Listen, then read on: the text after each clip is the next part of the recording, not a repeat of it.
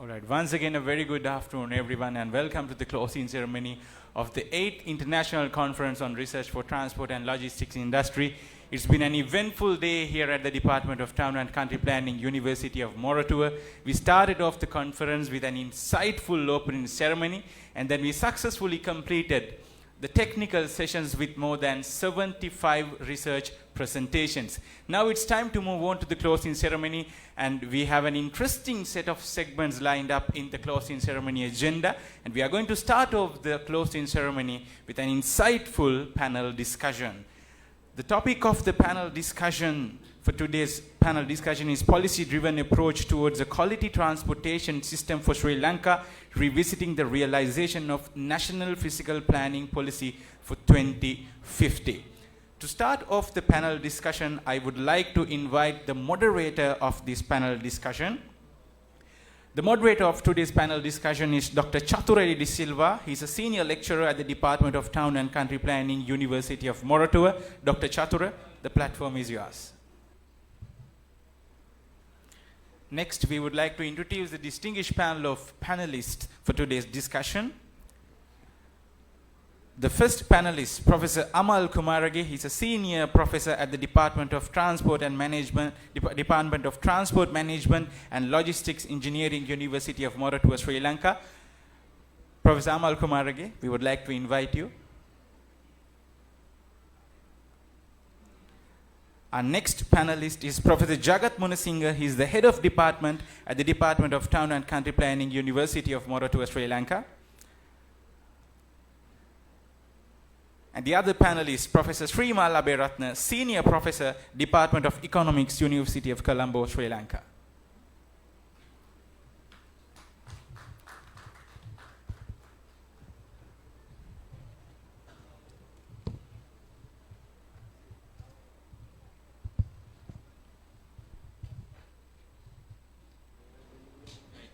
Thank you very much, Sahan, for the introduction.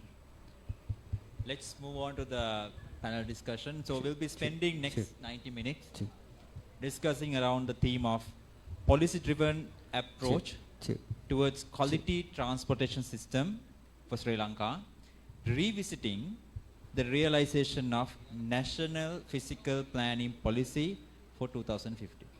So we'll be taking this national physical planning policy document, which is a gazetted document, as the basis for today's discussion. To start the topic, we'll have basically 3 rounds of discussions. The first round will talk about the theme and related implications. The second round will have a Q&A around specific questions that we have sort of identified during the pre-preparation. The third segment will be open to our participants to ask questions from the panelists. So this will be the structure of today's session. Policy-driven approach. Now, this is a theme that SLSTL, both departments, academic departments, were talking for several years, trying to mainstream the importance of policy-driven approach, particularly for transportation-related infrastructure development. So, Professor Kumarage himself, so influential and taking the leadership in taking this message forward. Policy-driven versus project-based. So you emphasize the need of policy-driven approach. So to start this session, let me invite you to talk about the importance and the value and the timely value of policy-driven approach when it comes to land use and transportation planning. Over to you, sir.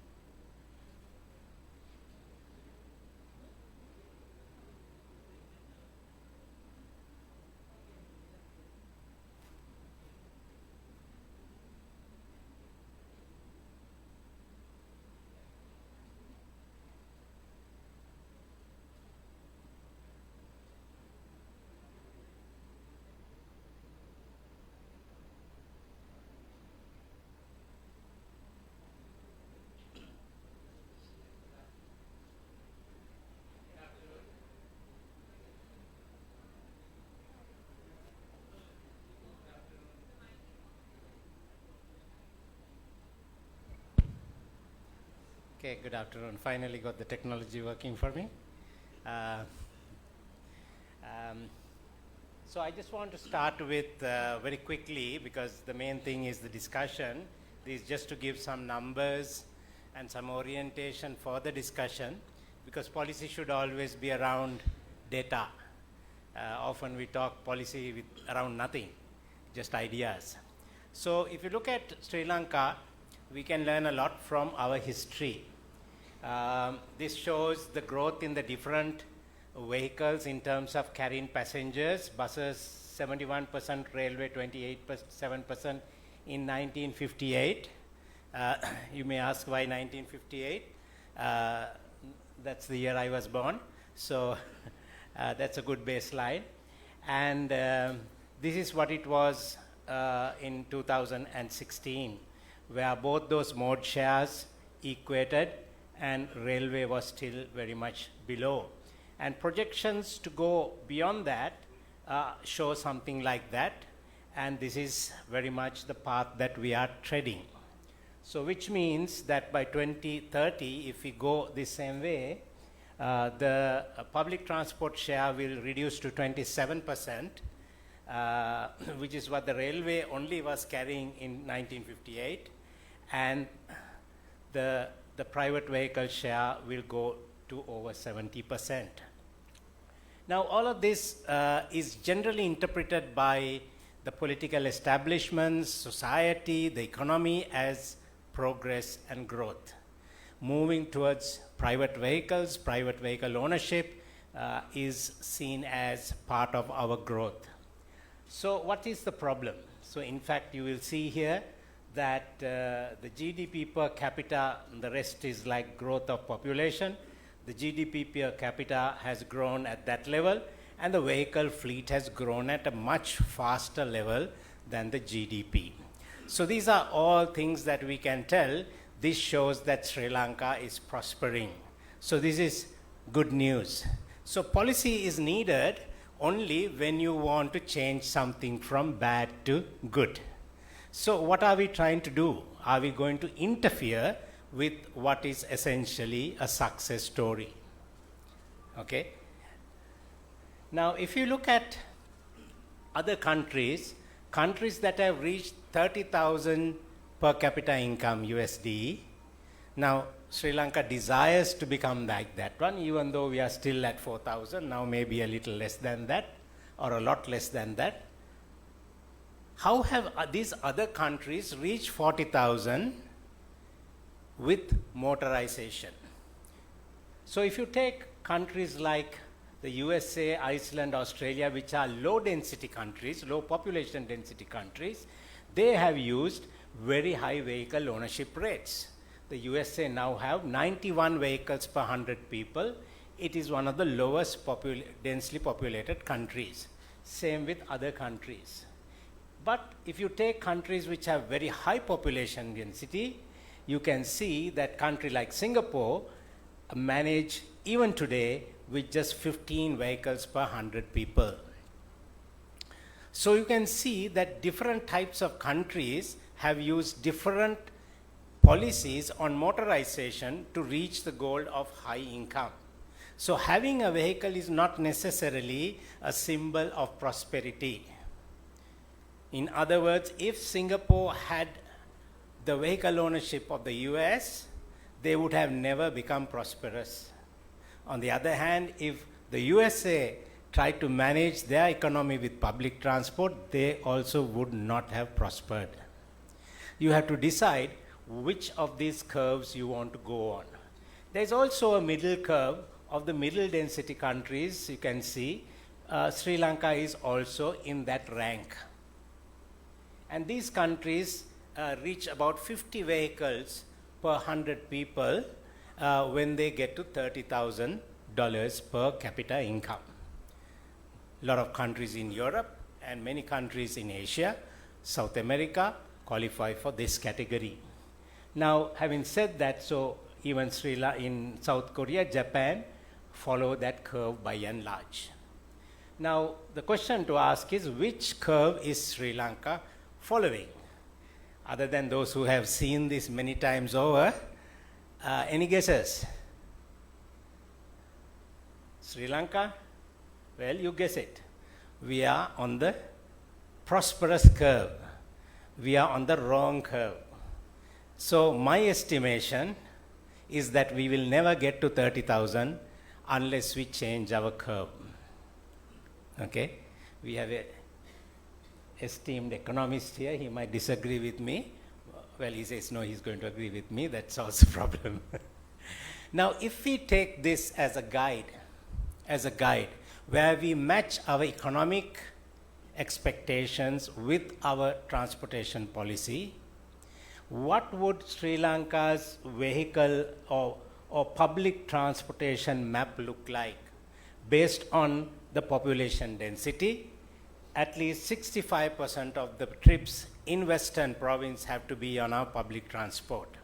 But if you take some of the less populated, low population density areas, 25%, 30%. So we cannot have a uniform policy across the country. In some areas, we have to promote private vehicles. In other areas, promote public transport.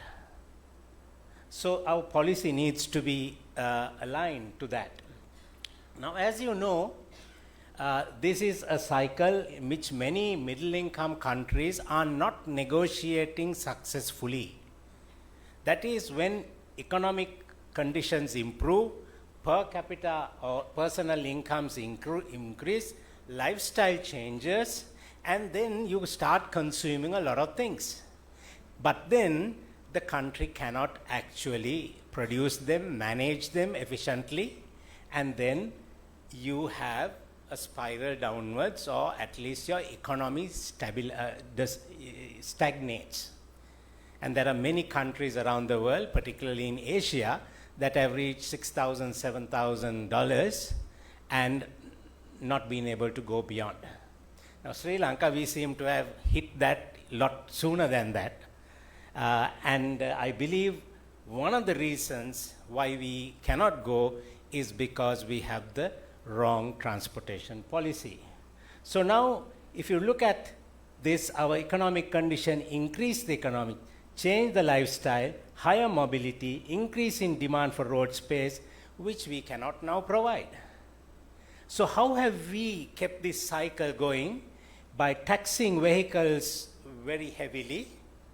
We have one of the highest vehicle tax rates in the world, but still we are on the higher curve, so that has done nothing to reduce the growth. And then we use that to build more roads and highway building, and we give a little bit for public transport. And this has been the policy for the last several decades. And obviously, this policy is no longer working. So the policy that needs to come is where we actually tax vehicles on their usage, not when we import them. We also don't concentrate only on highways, but we concentrate on all modes of transport. This is the new policy. Now, why do I say this? If you look at past expenditure from the consolidated budget, you can see the highest expenditure has been for roads. As a percentage of GDP, we have even reached 1.6%, which is very high for any developing country. You can see while that has increased, the red curve, which is for the railway, has decreased. The bus transport has never made an impression on the budget. That is the status there. So basically, as I said, it is the government's policy has been provide the roads, let the private individuals buy the vehicles, we will collect the tax while doing that, and that is de facto transport policy in Sri Lanka. Okay, and it has worked for many people for all this while. Now, in doing this, what has happened is the quality of private vehicles has improved over time, but because of the lack of inputs, the quality of public transport has remained somewhere in the 1960s, where we now call anything that has even some semblance of air condition, luxury or super luxury, where now a standard car has air conditioning. Even trucks have air conditioning. So there is this gap in quality, and when there is a gap in quality, the pressure is from the lower quality to the higher quality. And that is why we are losing 1 to 2% from public transport to private transport every year. So if we are to stop that, we have to reduce this gap, for which there has to be investment. Now, as I said before, that investment need not come only from the government. We need to facilitate the private investments into all forms of transport.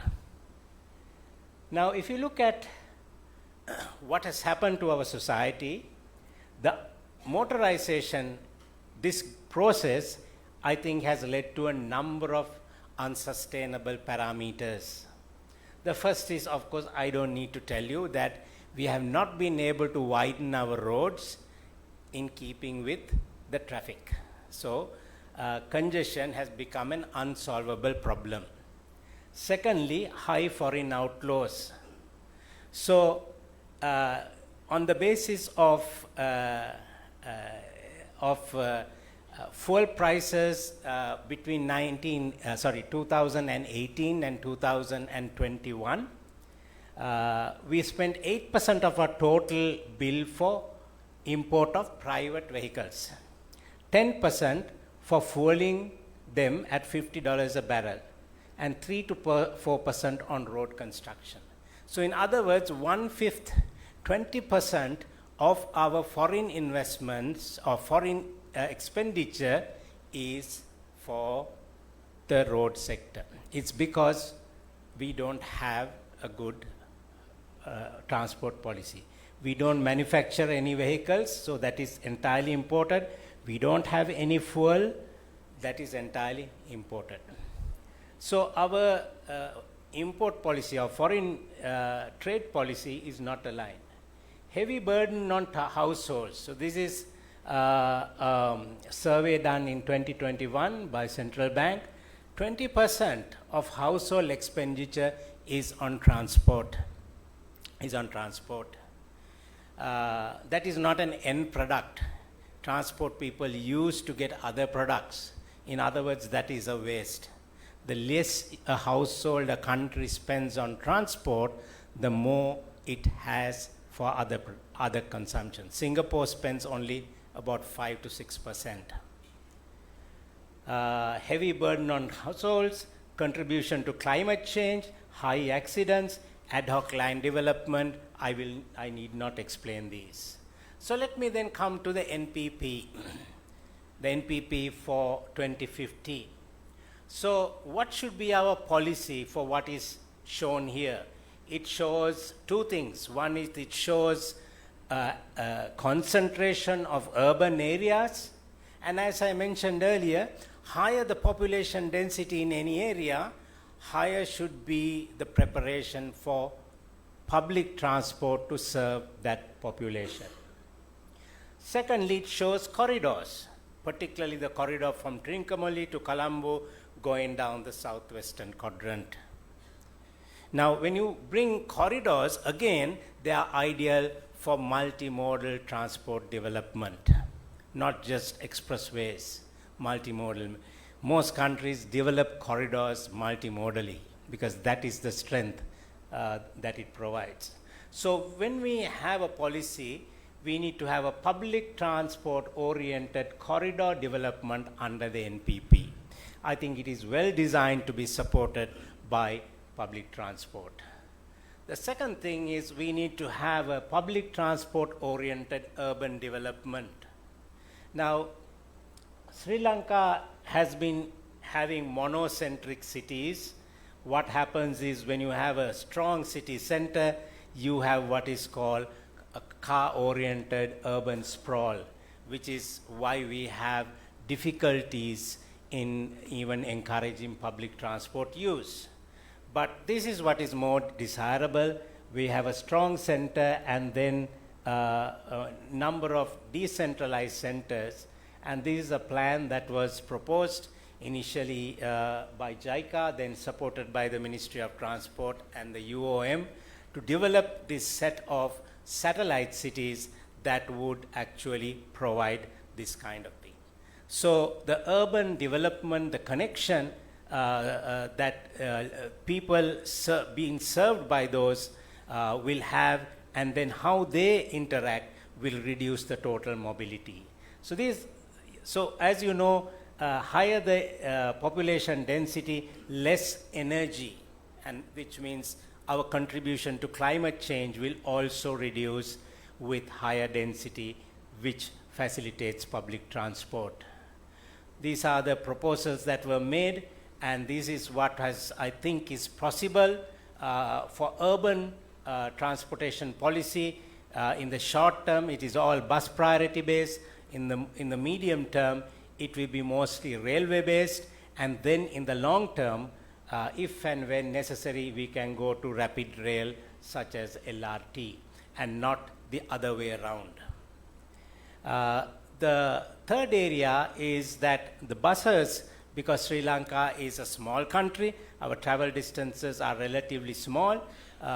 Reforming the buses, modernizing them to the 21st century is one of the low-hanging fruits that we need to look at.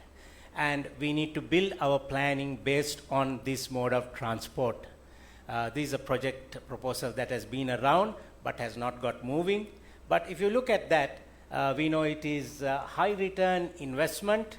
It is said that an estimate was done that for $250 million, all the 25,000 buses, or the entire bus ecosystem in Sri Lanka, can be modernized to, close to what you see in Korea or Singapore or in Europe. Now, that is the cost of 1.5 kilometers of the LRT. LRT costs $140 million a kilometer. So you can do all the buses in Sri Lanka for less than 2 kilometers of that. So when do you need to have rapid transit, and when do you need to improve your existing? I think we need to very carefully look at. So my final area is, now we have moved from 19th century, which was railway-based urbanization, 20th century, which was more around motorization, and in the 21st century, how do you use digital age? So we know that all of these are coming. Some are already here. And how do we actually plan for digital technology into this? So this is one example from here, where many people had this opinion about three-wheelers to something like that. All of that has been possible not by more regulation or even more investment, but by actually bringing in very effective digital interventions, disruptive technologies, if you may. And so this is one of the things that we need to look at in terms of changing the current status quo to this. And finally, I think eventually we must have a more livable Sri Lanka. I think on the one hand, we think car makes life better for us. But then on the other hand, if you look at the respiratory deaths due to pollution, accident deaths due to motor vehicle accidents, then the loss of habitat, urban space, public space, all of that, I'm not sure whether the motor vehicle is actually improving livability. So we need to regain our corridors, national, regional, urban corridors as public transport corridors. We need to develop active mobility to improve walkability and cycling in urban centers. And then we need to actually improve our streetscapes so that they are for everybody, and all modes of transport, including walking, cycling, talking, all of these, standing, not just for the motor vehicle, for it to move and it to park. So that's all from me. So we need to change that pyramid that I borrowed from Dr. Amilas, and I think that's my contribution towards where the NPP should be heading. Thank you very much.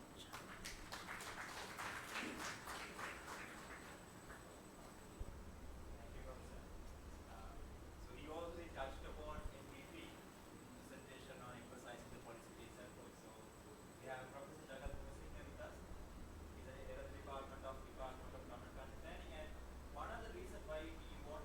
be in the panel, he was in charge of the National Physical Planning Department who prepared the second revision of National Physical Plan. So I don't see any other person than him to talk about it. So sir, over to you.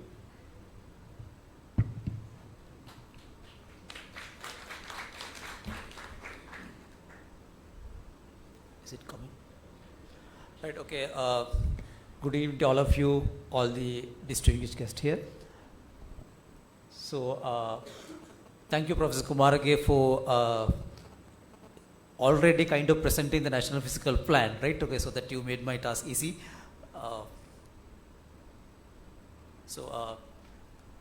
And also at the same time, I must say that what is presented here now is the National Physical Plan that was prepared and enacted, that was gazetted in 2019. Although there was a kind of a change of the government, and after that the next government wanted to kind of update it with so many other things.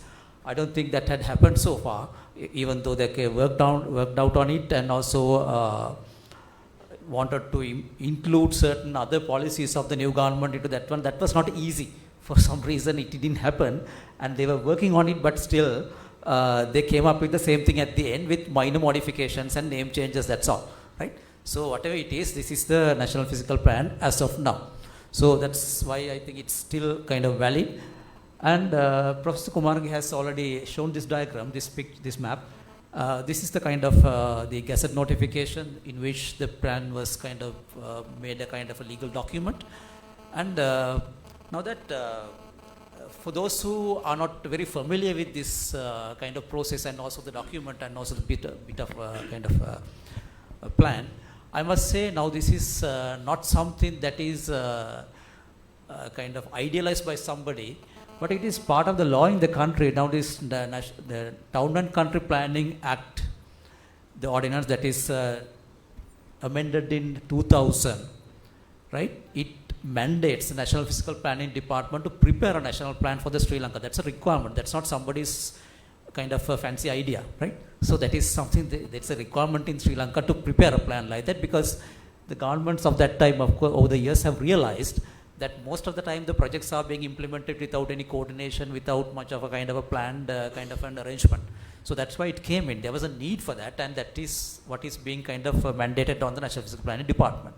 So there was a plan that was prepared, and also in the particular act, it says there has to be a national physical plan. This is how it is mentioned in section 2 of the same ordinance, right, in the amended version.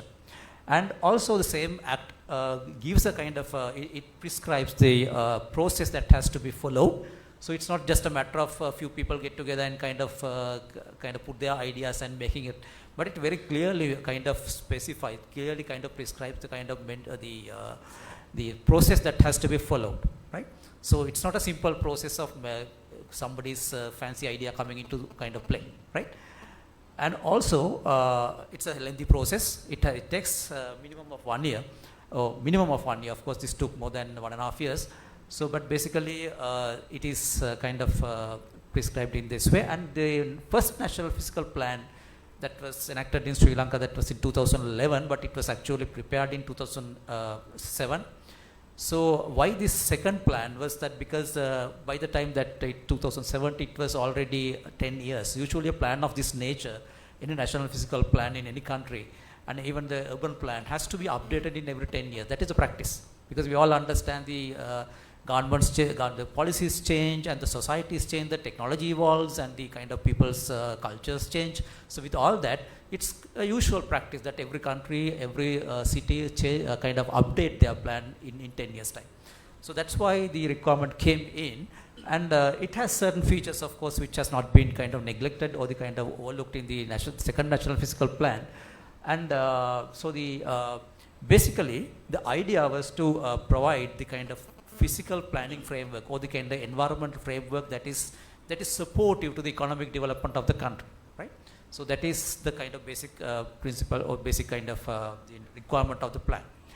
And then, of course, there's a vision. At the very first outlook, you may see it as a kind of just a kind of very poetic and so on. But each word in this has a meaning of its own, right? So that Now it is going like this: plan, sustain, and erode. They are kind of very well explained in the plan as well, and also it's about the nation as well. So recently I found this in the recent. I'm not kind of skeptical about it, but recently I found that the new update of the plan, they tried to kind of insert a word from some policy, government manifesto, party manifesto, but whether it has any meaning, I'm not quite sure about it. But anyway, this is what I wanted to show, that it has certain targets for time horizons. Now that these are the kind of things that is the target that has been set by the government, intermediate range and also middle age and also long-term targets. I will not go into details. But whatever it is, there are 4 policies. There are 4 guiding policies behind the plan, right? So the very first one is about this conservation. We all understand we are an island nation with limited resources, and we have a lot of valuable resources, but a lot of constraints as well. So we all talk about this, the water resources, water scarcity, which we face nowadays. And also we have a lot of sensitive environments and also wildlife resources and so many things that has to be conserved. And there are so many cultural practices as well. So all these things are bound to each other, and it's a matter of so how sensitive we are towards that will make our nation sustainable in future, right? And the second one is, as Professor Umarge mentioned, now we are kind of not, our population is growing very fast, true enough, but still we are one of the kind of the densely populated countries compared to the availability of land. And also a good part of our lands, out of the total land in the island, only 12% is habitable. So we have to make sure that people will be living in the areas which are, our future kind of populations will be living in the areas which are most appropriate for the kind of habitats. So only 12% is good for habitation. So that is the second thing that has to be promoted. And the third one is, third principle, third policy is this optimization of the utility of the what is available. They may be resources, they may be infrastructure. You all understand we have certain limited resources which has to be used very carefully. At the same time, we have to understand that we heavily invest on certain type of infrastructure. And people say it's a waste, some people say, criticize it's a kind of unwanted things. All that is fine, but whatever it is, it's done now, right? So we have to make sure that we make use of it in the most optimal manner. And the fourth one is there are a lot of other resources and the potential which has not been harnessed so far. So that is the fourth principle, right? So with that, based on these the 4 principal policies, I would say that a kind of detailed studies have been carried out over a period of 1 year, and collected information from different agencies and independent surveys and satellite photography, and so many things have been taken into account. And the first one, in terms of food scarcity and the food not the scarcity, but I would say the food security. We have to preserve our agricultural lands and the wildlife reserves and the forest reserves and so on. At the same time, there are kind of other conservation zones, especially in terms of water conservation. So, and also there are so many other factors that have been taken into account. I will not go into detail, but whatever it is, with all these things, when we put them together, and this shows the first one, this conservation, which areas need to be kind of conserved and which area can be developed in future. So this map is a composite of all that, right? There's the first one, right? You can see the ones given in red are the most sensitive areas which cannot be put into any kind of development, which shall not be put into development, right? Second one is this most livable spaces, but this is analyzed in terms of this the population density and population growth and the urban land users and the availability of different infrastructure like water supply, electricity, and the highways and the disaster prone areas and so many things. And with all that, this map shows the areas which are mostly habitable in Sri Lanka, right? The ones given in dark blue are the areas most habitable, and the other ones, towards this light blue shows that areas which are not shall not be kind of promoted for development because they are not very habitable, right? The third one is in terms of optimization of these available resources. These are this infrastructure developments in Sri Lanka at that time, and in terms of connectivity, in terms of the water availability, which is very, very critical kind of one, and analysis of river basins in Sri Lanka. And also the at the end, with all that, this is the map that shows in case that we have to optimize the available resources and the infrastructure areas which are most suitable, the ones given in red color, are the ones most suitable for development of any type, and the given towards the white, it shows must be restricted because they are not suitable for development. We will not be optimizing the use. We will have to invest on more infrastructure if we are trying to do that, right? And then finally about the potentials in terms of the population and also education of the population and also the other type of skills available and also the infrastructure availability and so many things, of course, in terms of unemployment rate and the education levels and so many things that has been taken into account. And finally, it gives a kind of bit of a hazy diagram as to what type of areas should be populated and also developed in order to kind of get the best out of what is available to us as untapped resources, right? So with all that, okay, that is how this diagram came into being. So as I said at the beginning, this is not a fancy idea of somebody. It is a kind of an outcome of a rigorous research and also the kind of rigorous analysis and kind of a big series of studies done, right? And that is how it came into being. And that's why I said, even though somebody wants to kind of change this plan, I don't think that is possible, because if the principles have been taken into account, this is what will come at the end. That's why I believe the National Physical Plan now, even after 3 years of the government change, 4 years almost, they are still struggling to change this, but they can't, because this is what it is at the end, right? It's not a magical kind of somebody's magic, but it's a kind of a reality and the kind of what we can do, right? In that, then let's try to kind of concentrate on the other than the conservation and also for that the conurbation, as Professor Kumar very clearly mentioned.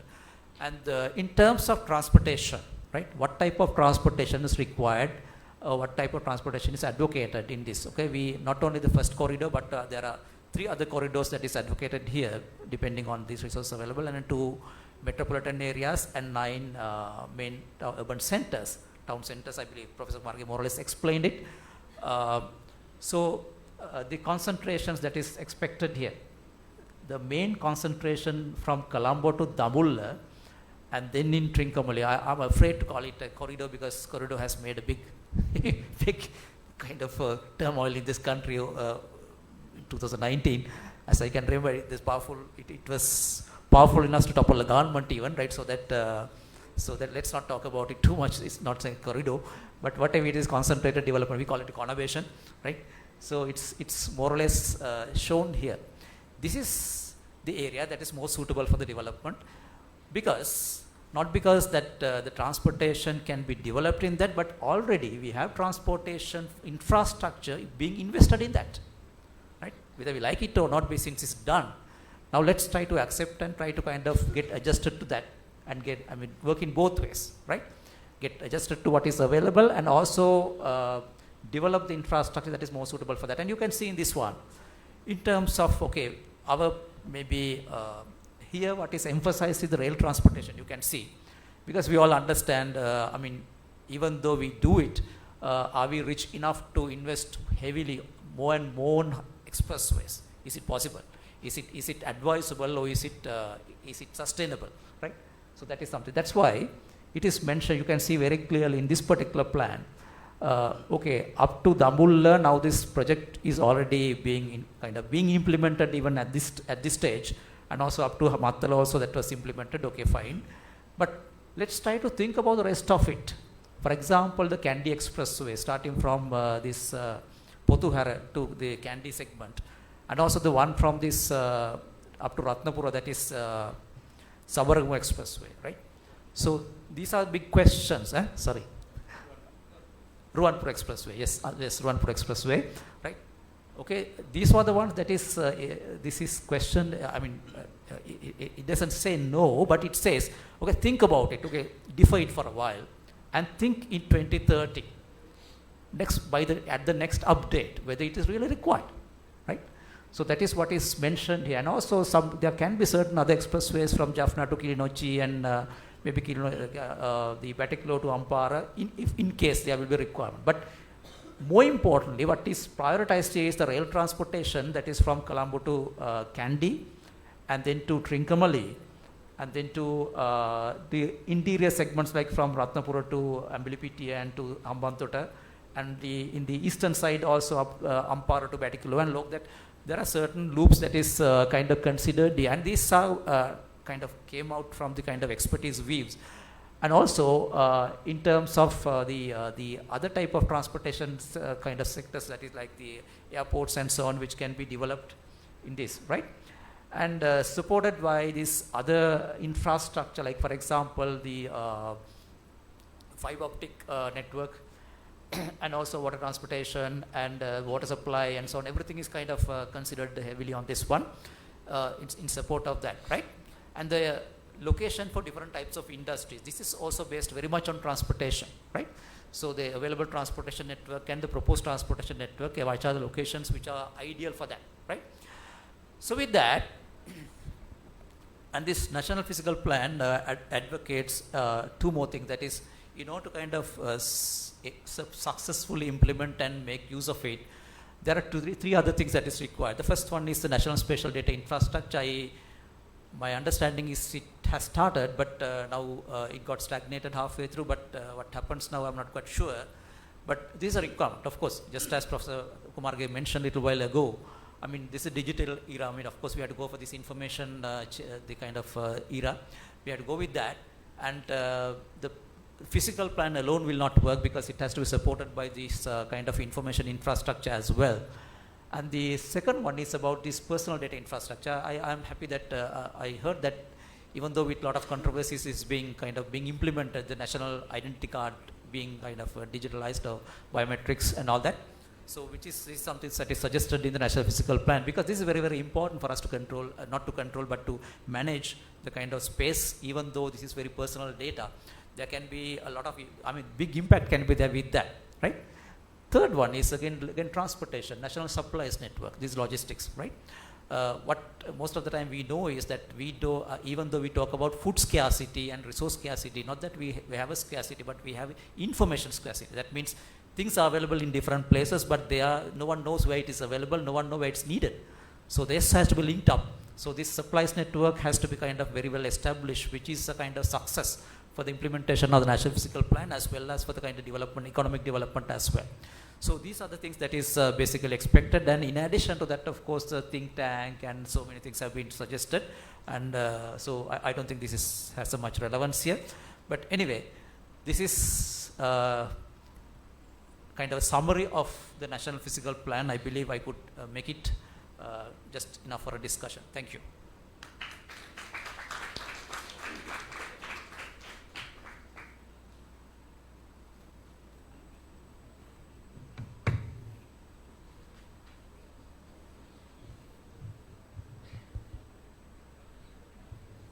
Yes, the third panelist today, Professor Sirimal. Now we talk about transportation, we talk about physical plan. Policy formulation is, we cannot talk about policy without the presence of, without considering the economic aspect. So we have one of the senior economists in the country, Professor Sirimal. Over to you to share your initial thought on the topic, sir. Thank you, Chatura. All my colleagues at the panel, and ladies and gentlemen, dear students, staff members of Marutu University, and it's a privilege, honor for me to be here. Thanks for that opportunity. The subject area that is being talked about here is very much integrated in economics. In fact, I have also done some work for my interest also in the same area, so that it is not difficult for me to speak about physical planning, transportation, and their interrelationship with economics. You know that during the last 75 years, the population of Sri Lanka has become tripled. So at the time of independence, we had about 7 million people in this country. And today, more than 21 million, so that 3 times increase. If we had this national physical planning adopted during the last 75 years, we would have avoided a lot of problems that we are faced with today. Let me elaborate a couple of them.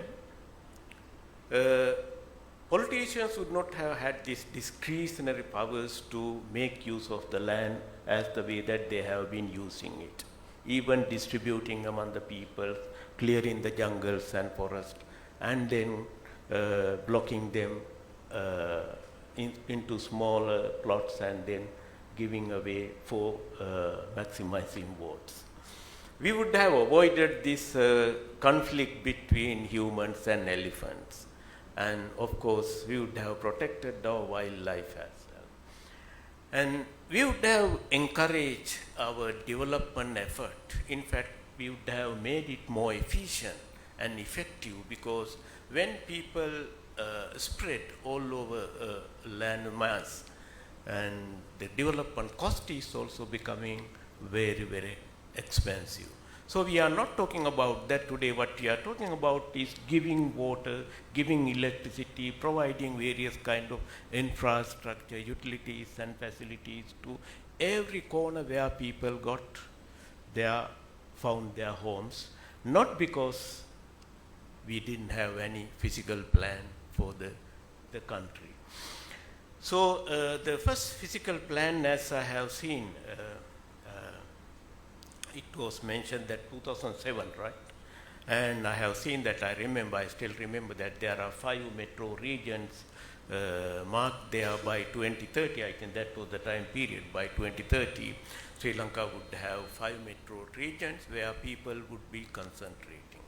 So which means actually, although there was no economic information to be found there, people get concentrated. Not only people, even economic activities get concentrated over the years.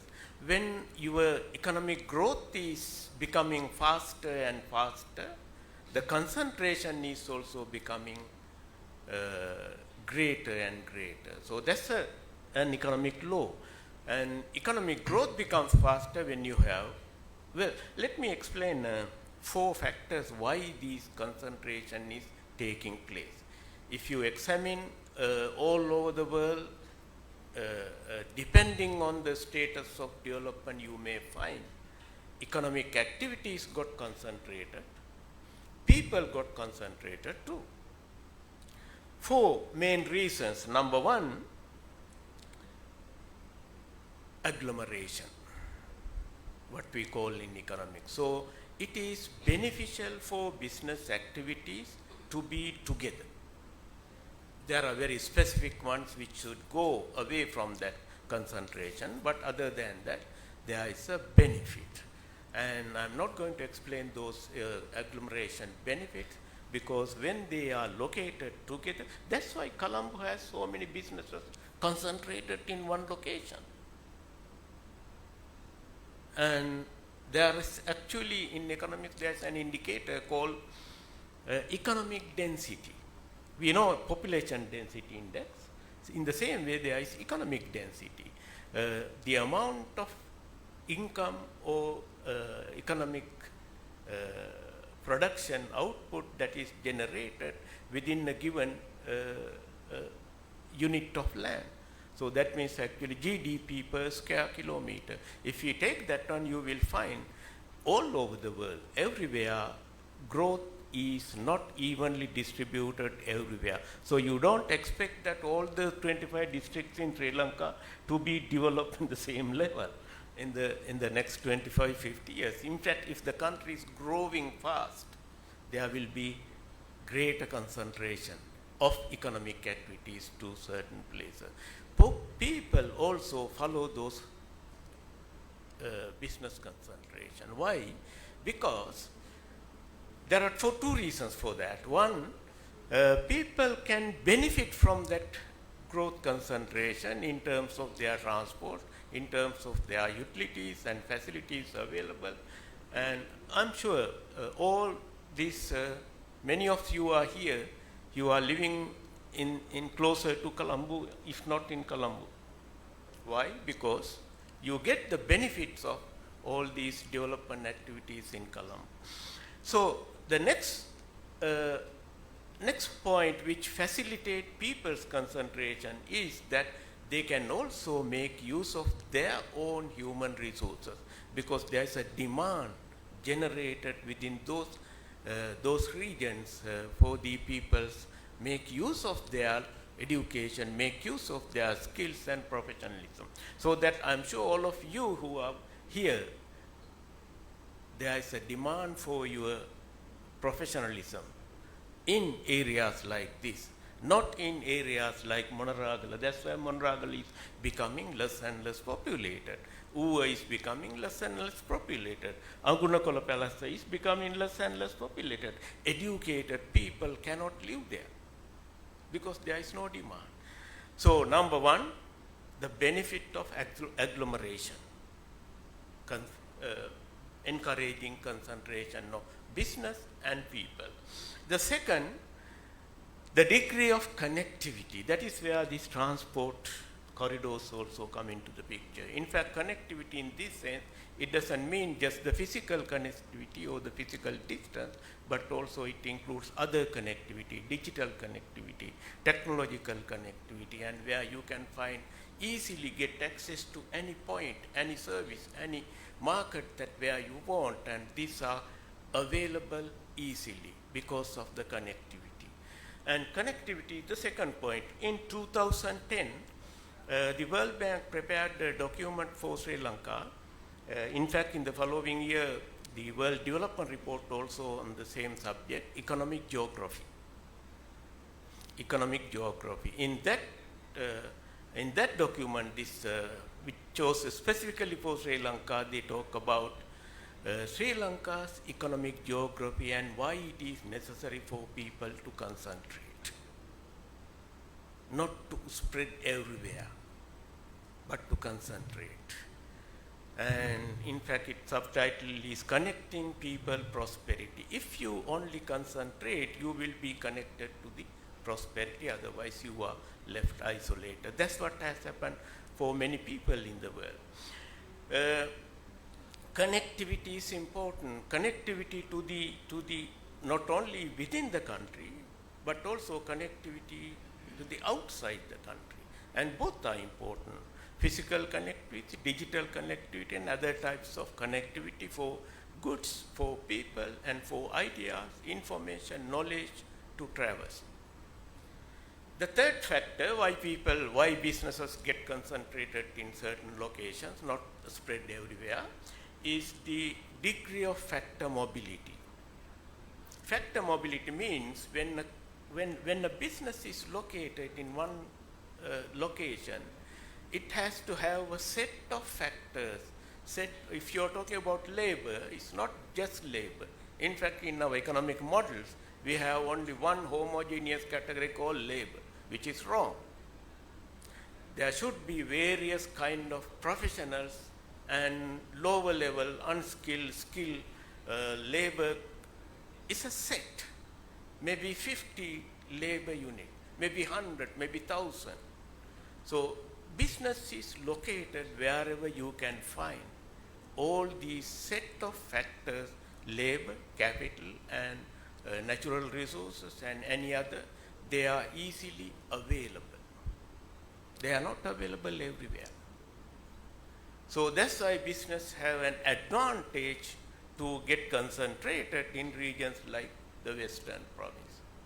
Because if they want to find 100 architects, they can find in Colombo, but they can't find in Monragal. Internationally also it is the case. So that's why people go to invest in countries like Singapore.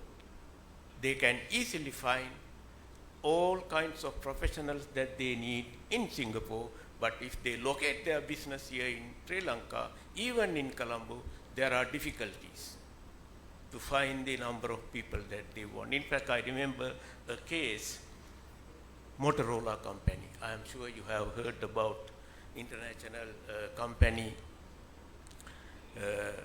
reputed company which wanted to come to Sri Lanka in the 1980s.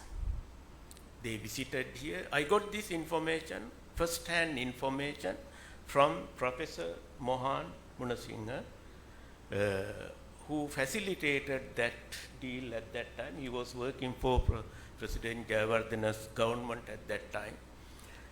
So he told me this story, and he facilitated this Motorola delegation here to carry out a feasibility study, and they came to know that the required number of engineers from different fields not available for them in this country. They look at Moratuwa University and Peradeniya University, both. When both were taken together, not available. So anyway, they decided, okay, we will support these two universities, and any other university produce the enough number of professionals for our company, and they carried out the feasibility study in the early 1980s, and then they decided to leave to Malaysia, because they realized that this is not a country for them to invest. And you can find out after they invest in Motorola Penang Island in Malaysia and how they looks like now. If you search in Google, and you can understand the size of that company. Okay, factor mobility is third factor, which is important. The fourth factor, the size of the market. They come to Colombo to invest if the market is big enough for them to make profits. Why they go to a small country like Singapore, smaller than even Colombo, the trip? Because they have a global market without any boundaries. But if you have boundaries set up and limiting your access to the market, bigger market, we will be having a problem, because investors don't want to come here. So now I list out 4 factors which enable people to get concentrated and businesses to get concentrated, which will make the economy grow faster and faster. And when the economy grow faster the growth process, the greater will be the concentration of business activities and also the people. This is where NPP is important. We can facilitate this, enhance this by adopting physical planning, and we can shape this to have more sustainable way of development by adopting physical plan. Because we didn't have those things at that time, we can understand that when the population increased 3 times, when they spread all over the world, how it has affected this country and also those people's lives today. Sri Lanka is actually one of the few environment scientists, they know that, is considered to be one of the few hotspots in the world. You know what hotspot means? It's not a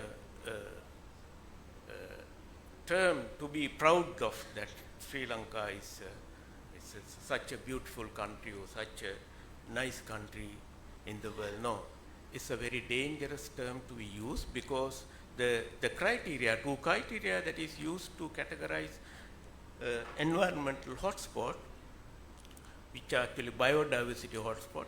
Number 1, there should be more than 1,500 indigenous species. Sri Lanka is qualified for that, among the few locations in the world. Number 2, 70% would have already been lost. Sri Lanka is qualified for that also. So Sri Lanka is categorized as a biodiversity hotspot. We are not polluting the world like many other countries do, but we are the victims of the world's pollution. So that even in our small island, if we had that physical planning adopted at that time, we would have planned it better. Let me also bring this to the economic status of people. Now, because I did my postgraduate studies in the Netherlands, I'm quite familiar with that economy there. When I want to compare Sri Lanka's agriculture sector, rural sector, I always take examples from the Netherlands, because Both are small countries. We cannot compare our agriculture sector with the United States or some other European country because of the size differences. Netherlands has 8.5 million working population. Sri Lanka also has 8.5 million working population. But when we do the calculations and get the average farmers' value addition that they earn or that they contribute to the national economy and divide it by 12 to have a monthly average, we will get $290 for Sri Lanka. That includes plantation sector also. So because of that, it is already distorted. But if you remove plantation sector, it's going to be even smaller. $290 a month. So you can calculate it in rupees, how much it is. When you do the same calculation for Netherlands farmers, you will get $6,500 average monthly value addition. So you can understand the farmers in the Netherlands.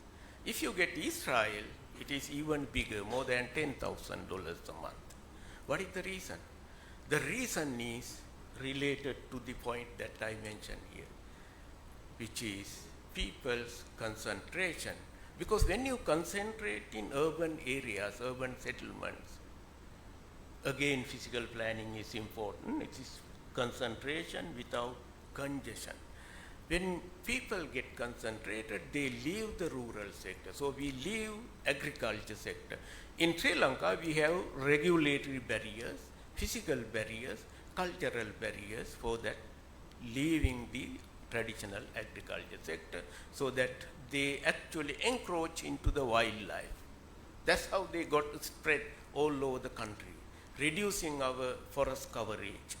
And the point is actually, in the Netherlands, there are only 200,000 farmers out of that 8.5 million.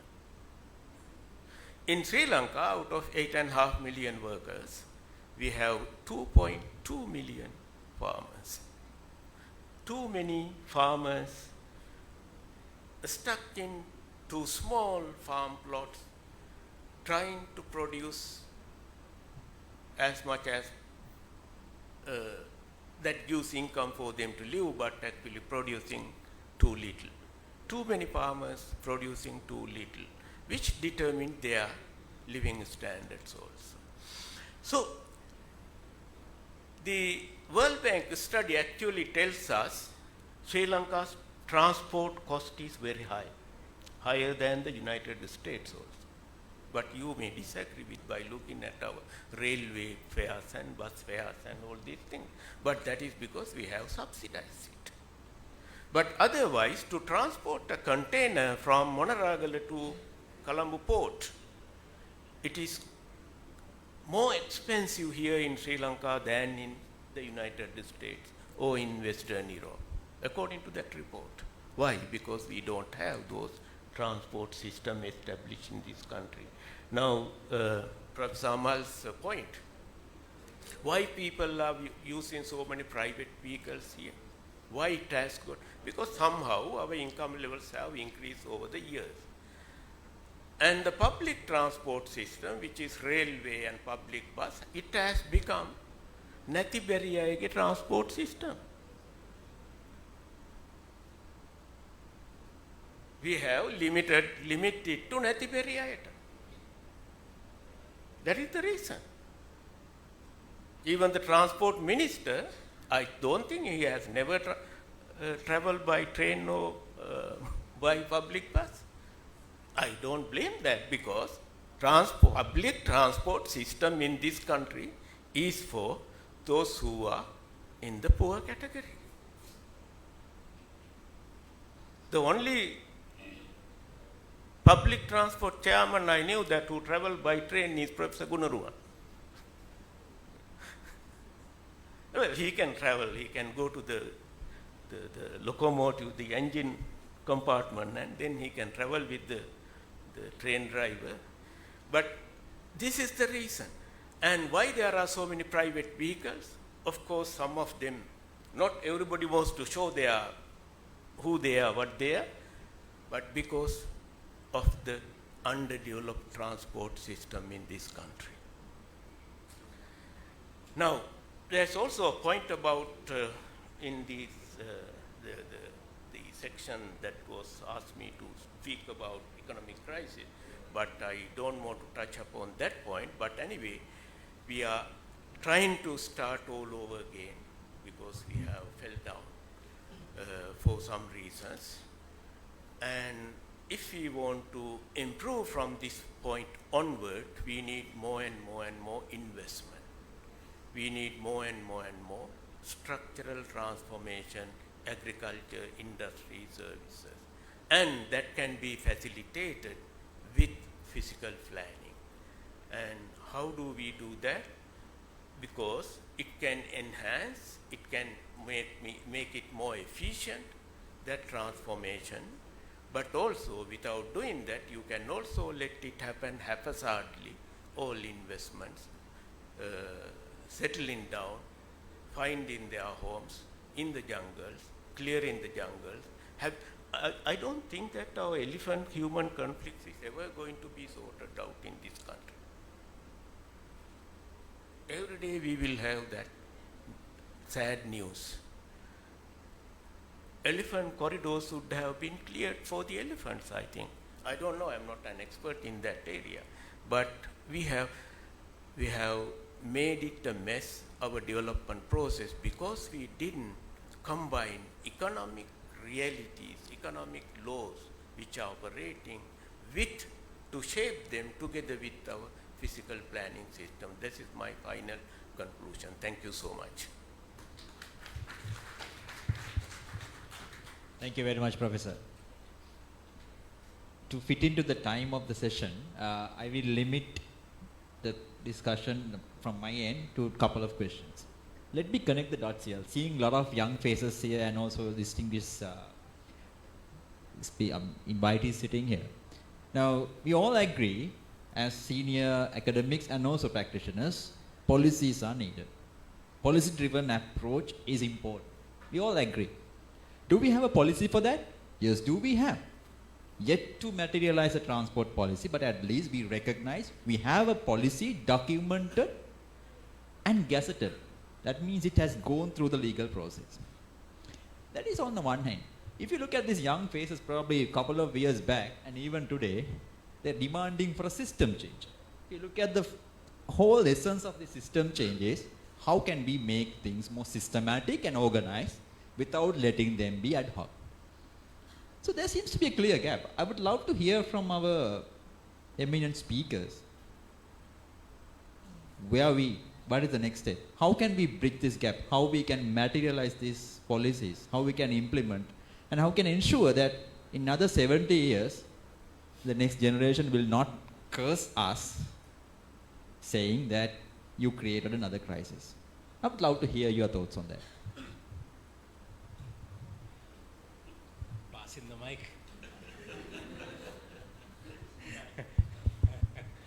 Okay. Well, you understand that the elections are around the corner. Yes.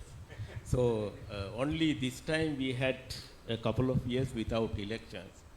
Otherwise, almost every year there is some kind of election somewhere, either local or national or provincial level.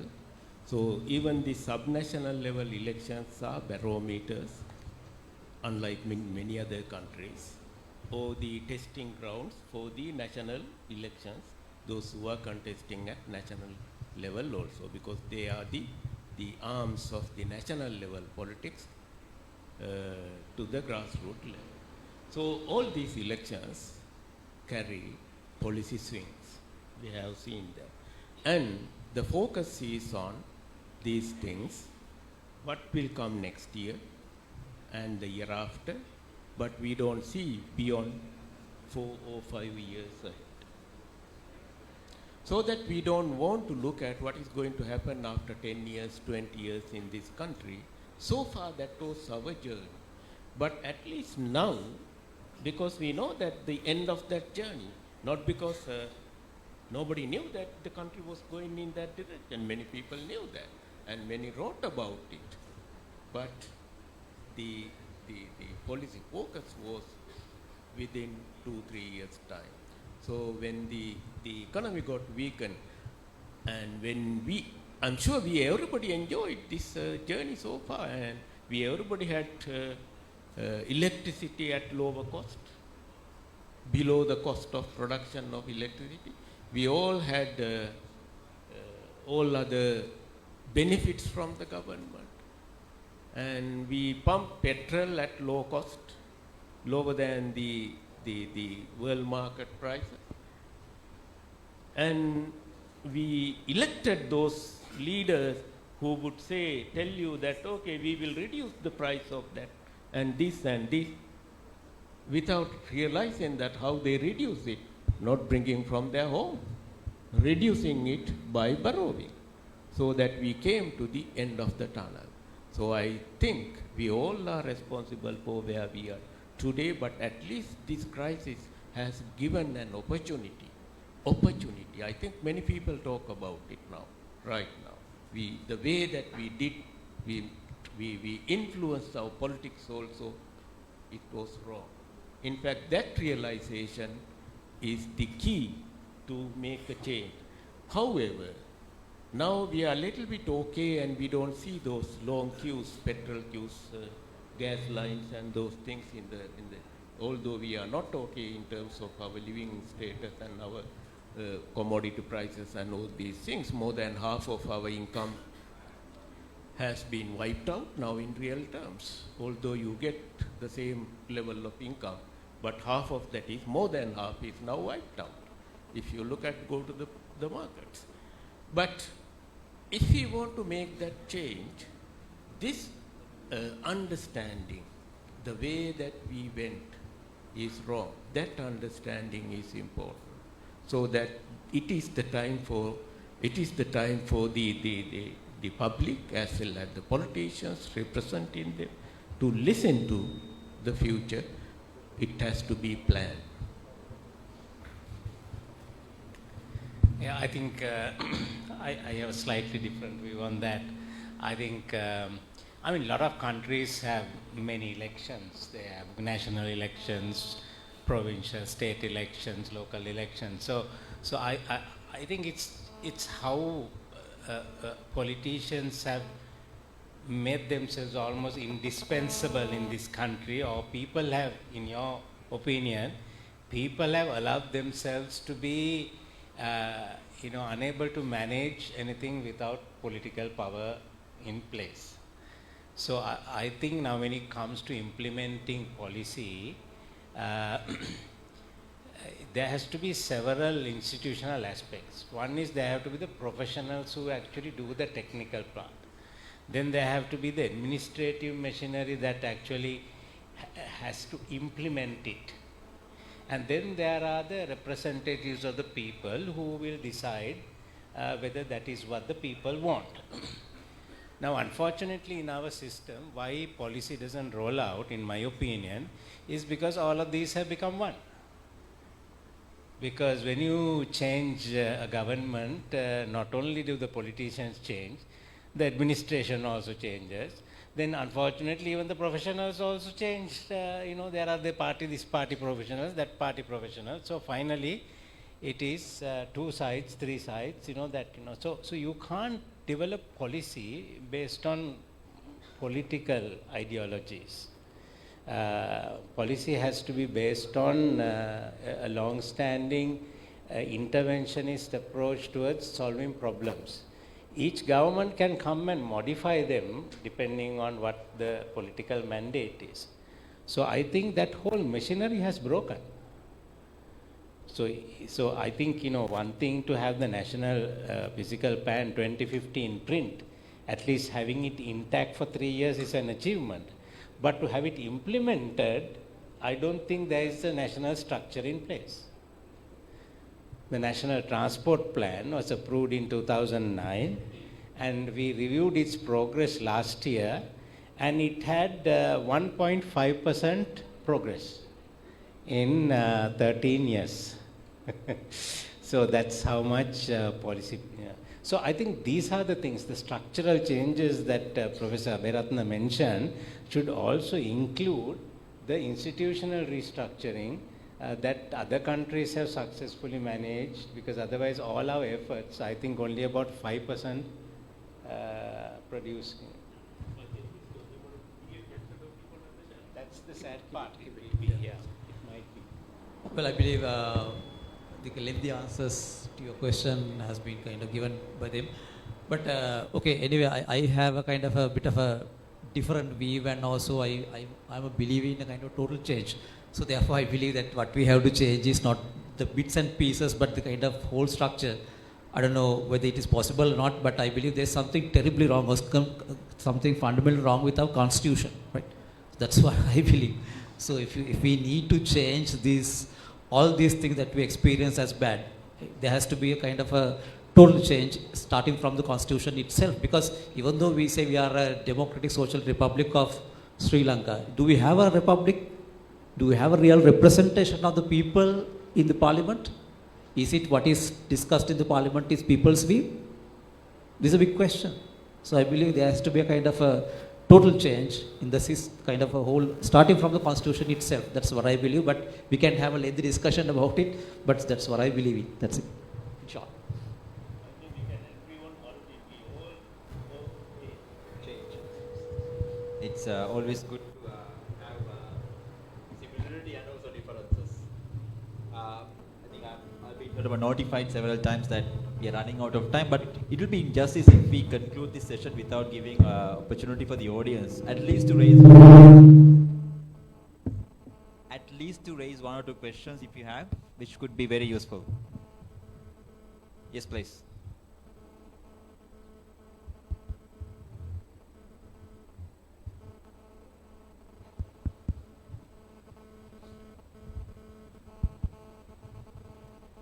Yeah, the question I have is about, so we spoke about transportation policies, we spoke about the National Physical Plan.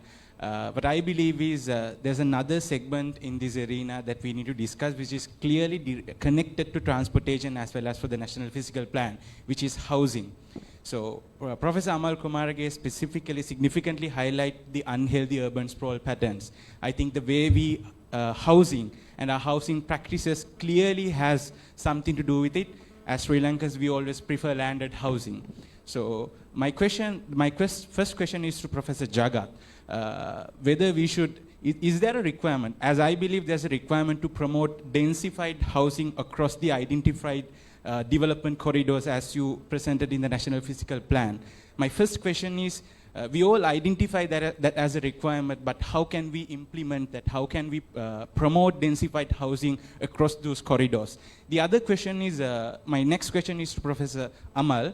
So we speak about these policies without talking about integration. So as an example, in our country, when it comes to agriculture, we have a separate minister for agriculture, and there was a time we introduced a separate minister for production of sugar. So likewise, we are doing things in silos. So as I believe, if we really want to promote densified housing in these corridors, it is highly important to integrate our housing policy and transportation policy together and have one single framework for that.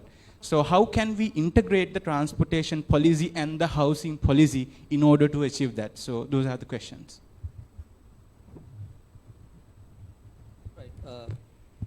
Because the first question was to me, I would take the first opportunity, right? Okay, fine. Okay, in fact, it is widely discussed, this densified or the kind of high density, intensely developed kind of housing is the kind of solution to kind of minimize the sprawl, right? So that is what is advocated in the National Physical Plan as well. That is what is envisaged in future.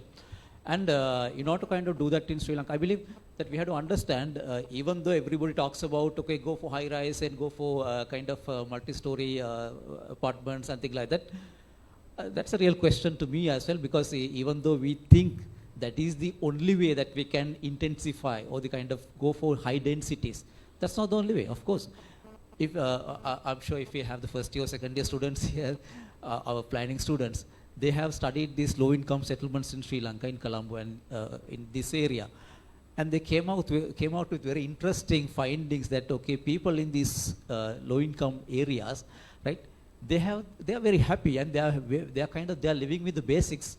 And even though they don't have the luxuries that we talk about in middle income people, they have kind of things that they need for the basic and for the livelihood, and they are kind of satisfied with what they have.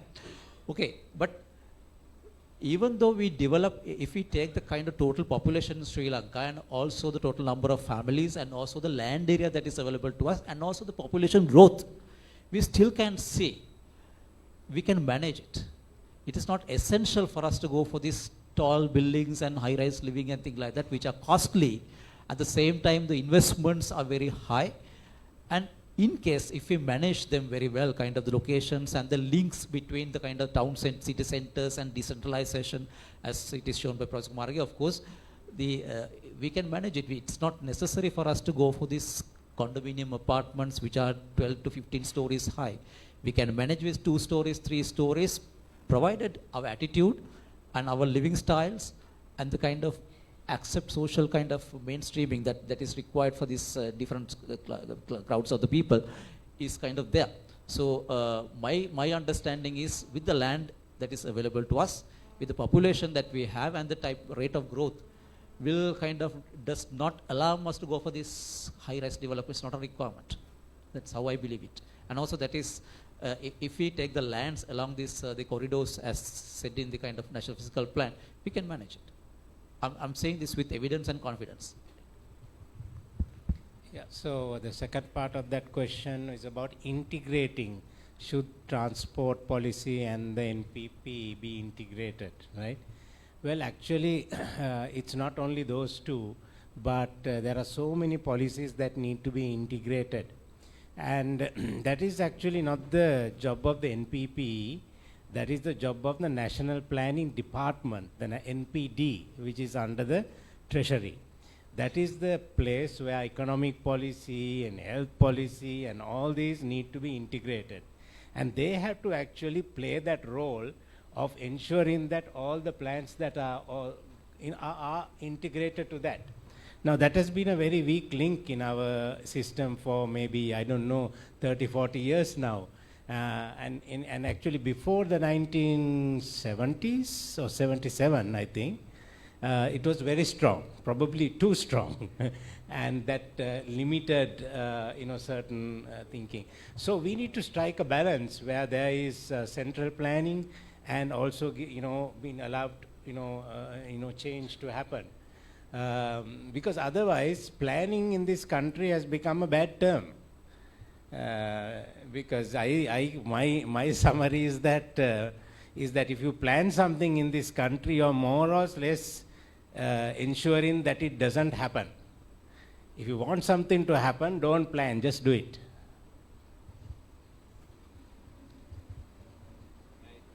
One more question, one last please.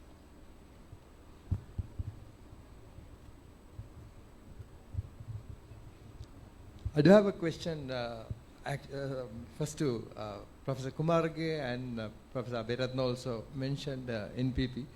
It's yes, they haven't got the power to do anything, but still to work on the super plans that you are presenting, which I 100% believe what we should be doing. But does the attitude of NPP with the economic policy, where the government-driven business policy and government-driven public infrastructure policy facilitate these kind of things, where the public transportation is spearheaded by the private sector world over? Thanks. Yeah, so we have a technical policy which is on how to supply the mobility in this country, which means we need to have more public transport. Now, on top of that, how to invest in that, who is allowed to invest in this, who has access, do you control prices? Now, all of that is actually economic policy, and maybe a little bit of political policy, depending on whether you subsidize it or whether you give relief to the poor people, whether you tax it or you cross-subsidize it. So all of those are political. But the fact that public transport has to be developed by some means is a technical thing. Now, a smart government, if once we find one, should take that technical thing and then create the economic and the political policy to implement it. Now, what we don't see is that linkage of technically sound policies being taken and then made part of governance policies, sound economic policies. Now, even the NPP is not an economic policy. It just identifies the way in which economic investment should be made. It doesn't go to say this private sector or, agglomerate whatever, but it shows. But so if government goes and opens, investment promotion zones outside of that, which is what generally happens, then of course you are not taking the technical input into the governing decisions. And this is what has been happening right along. And that's why I said, mostly plans are there, they are not implemented. Yeah, you want? I don't think I have that much to add what Professor Kumage said, and the point is actually, as he clearly said, it's a technical matter, and then implementation matter, whether it is the government or the private sector or the partnerships, and there may be strengths and weaknesses in any of these things also. But anyway, today, 2 points are important. One is this distinction between whether it is done by the government or the private sector is irrelevant, because it has become so integrated.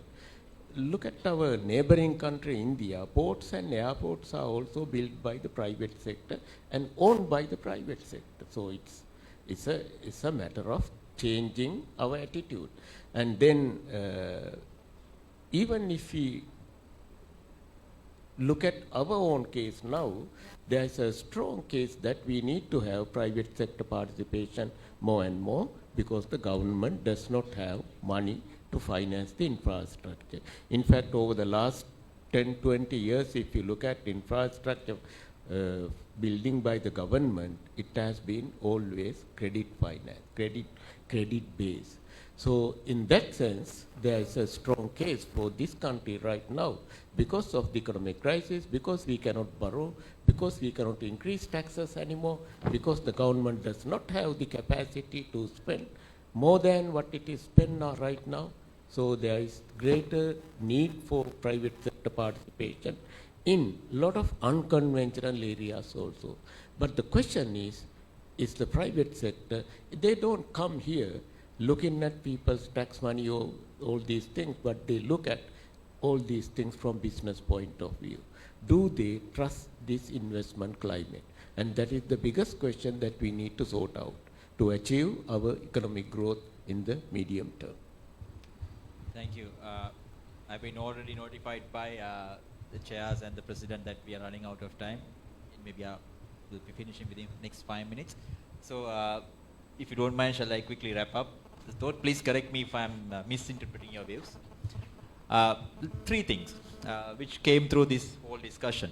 The first one, from the land use point of view, from the transportation viewpoint, from the economic viewpoint, we all agree, yes, we need policy-driven approach, which is one reason which really pushed us to the situation that we are in. So we have to change the way that we do things.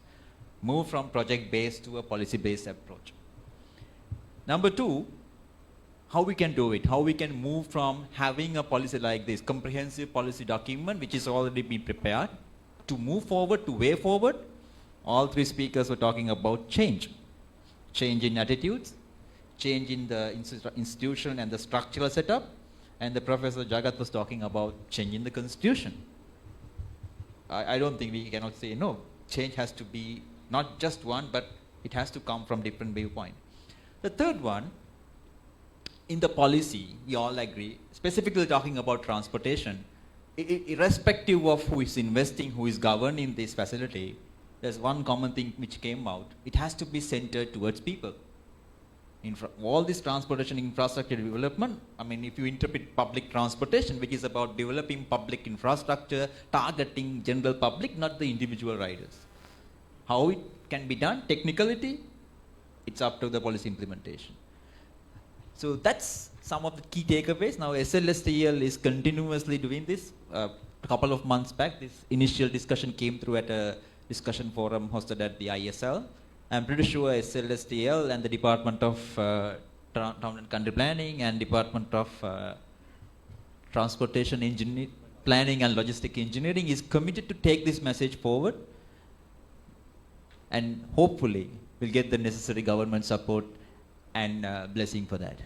So with that, we'll wind up the session. Thank you very much, Professor Jagat, Professor Amal and Professor Rimal for accepting our invitation and also helping me to manage the time on time. So thank you very much for Dr. Tissa and the organizing committee.